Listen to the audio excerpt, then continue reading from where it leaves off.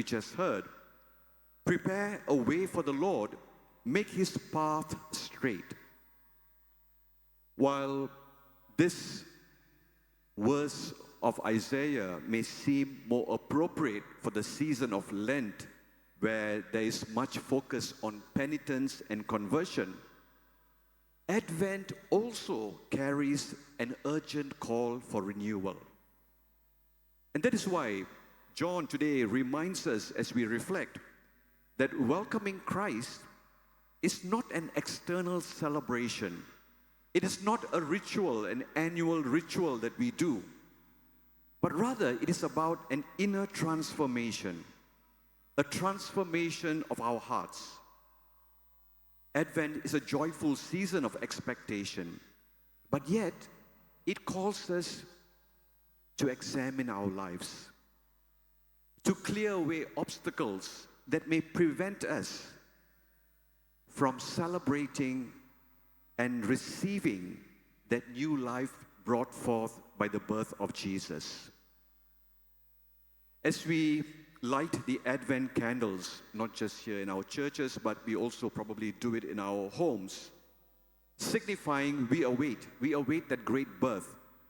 And so the gospel today urges us, not only our homes, but let us also learn to prepare our souls so that the Lord may find a straight path into our lives. That God does not need Waze or Google Map to find a way into our hearts. Yet, my dear friends, the busyness of this season that is overwhelming us often blinds us from this great mystery of Christmas. While Christmas, we celebrate that radiant starlight that pierced the world's darkness, Advent sometimes can be easily overshadowed by the distractions and the endless tasks that we have to complete. But if we are not careful, we end up missing the very Christ we long to welcome in the season of Advent. And so Advent calls us to pause. Advent calls us to see more clearly and to let the light of Christ shine in our hearts. And this is where we are invited to prepare the way for the Lord. I'd so like to offer you on this second Sunday of Advent, how can we prepare the way for the Lord? How can we allow that Christ to enter into our world, into my life? And I associate with 4 areas of blindness that we all need to be healed, or at least become more aware of in this season of Advent. Firstly, we all need to be healed of the blindness caused by the bright lights of Christmas that surround us. You walk into any shopping mall today, there is a wow factor. Whew. You know, the amount of lights that come up. And I'm sure in your homes too, the month December is the month that your electricity bill is the highest compared to all other months. Lights everywhere. While light is good to give us the path, too much of light is not good either. And sometimes we can be blinded by the extreme light of Christmas, of all the decorations, all that we put out. We miss the quiet, the simplicity in which Christ entered into the world.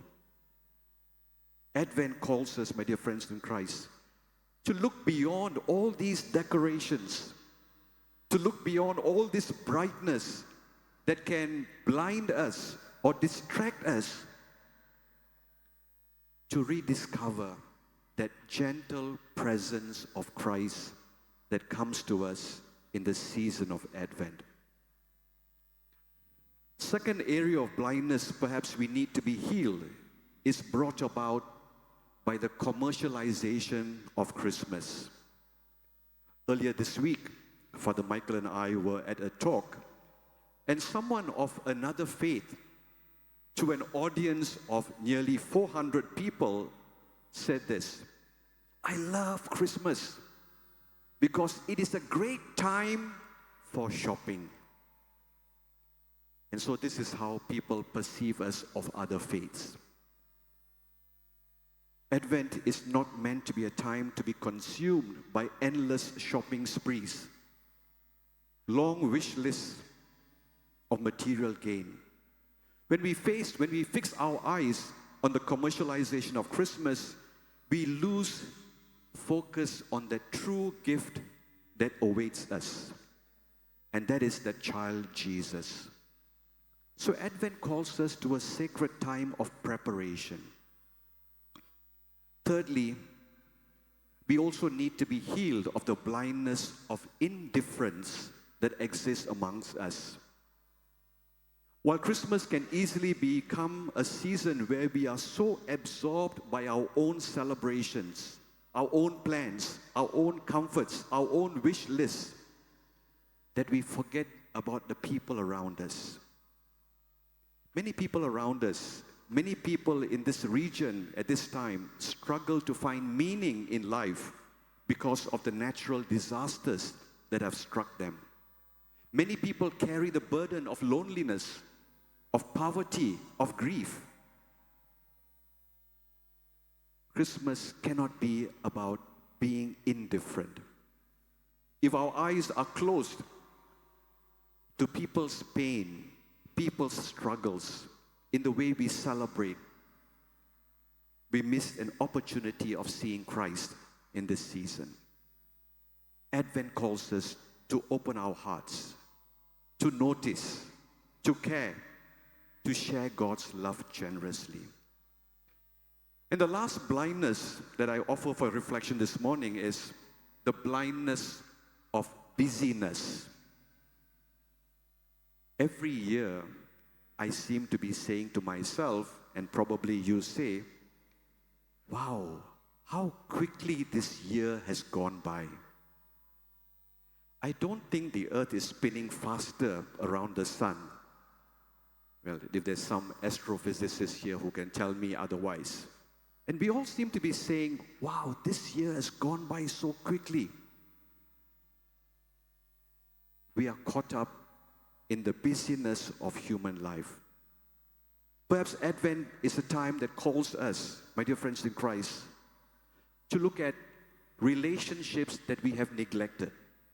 Maybe with our parents, maybe with our siblings, maybe with our children, and maybe with our spouse. We may not have spent time, while we may have been good providers for the family. We need to be healed of the blindness of our busyness. While we provide, Advent calls us to slow down, to cherish these relationships that we have. And so, in the second Sunday, in preparing the way, I offer you 4 areas that we need to be healed, and perhaps something resonates with you. Ask the Lord, in which area that you and I need to be healed? Is it the blindness from that blinding lights? Is it the blindness of commercialization? Is it the blindness that indifference brings to our lives? Or is it the blindness of the busyness that has overtaken us?